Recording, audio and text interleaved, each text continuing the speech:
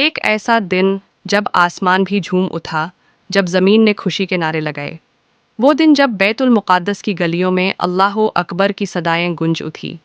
आइए चलते हैं 1127वीं सीई के उस सुबह की तरफ, जब सुल्तान सलाहुद्दीन अयूबी ने बैत उल मुक़द्दस को आज़ाद कराया। सुल्तान सलाहुद्दीन अयूबी, एक ऐसा नाम जो ईमान, बहादुरी और इंसाफ का मिसाल बन गया। 50,000 तीसरा हिजरी यानी 1127 सीई का साल था।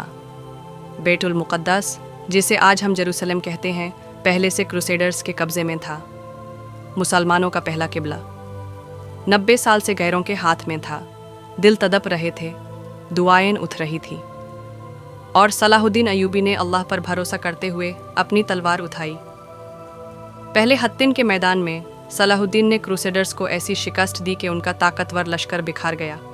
इस जंग के बाद बिना वक्त ज़या किए सलाहुद्दीन ने बैतुल मुक़द्दस का मुहासरा कर लिया। कई दिन तक जंग चली और आखिरकार क्रूसेडर्स ने हार मानने की इल्तिजा की। लेकिन सुल्तान सलाहुद्दीन अयूबी ने बदले और इंतकाम के बजाय रहम और इंसाफ का रास्ता चुना। उन्होंने ऐलान किया, जो फिदिया दे सकता है वो अमन से जा सकता है। औरत, बुढ़ों और बच्चों का पूरा तहफ़्फ़ुज़ होगा। जो लोग फिदिया नहीं दे सकते थे, सलाहुद्दीन ने अपनी जेब से फिदिया देकर उनको आज़ाद कराया। 27 रज्जाब शब मिराज के दिन मस्जिद अक्सा में दोबारा अजान की आवाज़ गूंजी। 90 साल के बाद मुसलमानों को सजदा नसीब हुआ। हर तरफ अल्लाह अकबर के नारे गूंजने लगे और आंखों में आंसुओं का तूफ़ान था। सलाहुद्दीन अयूबी ने मस्जिद अक्सा को पाक करवाया और उससे एक बार फिर से इबादत का मरकज़ बनाया।